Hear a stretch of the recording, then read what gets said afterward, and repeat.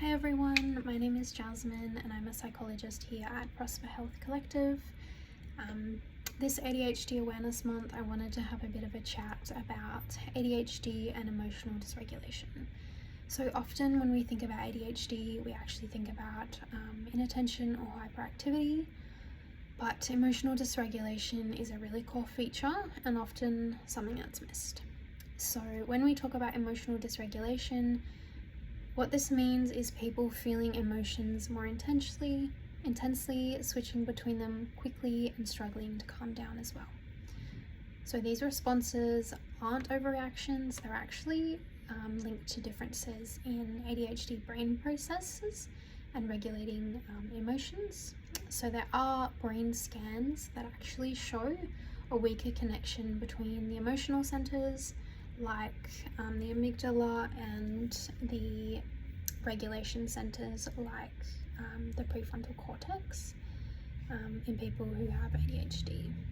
So kids may end up being seen as too sensitive or naughty, whereas adults might appear withdrawn, irritable, or even ashamed.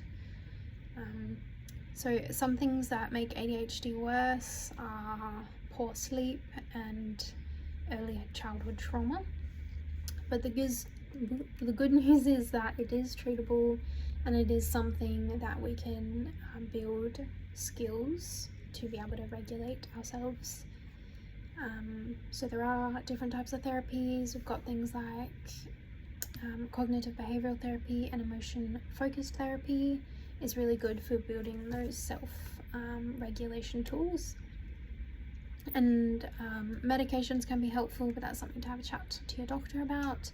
There's also another type of therapy, which is sensory integration therapy, which can support the nervous system regulation, especially when there are sensory issues.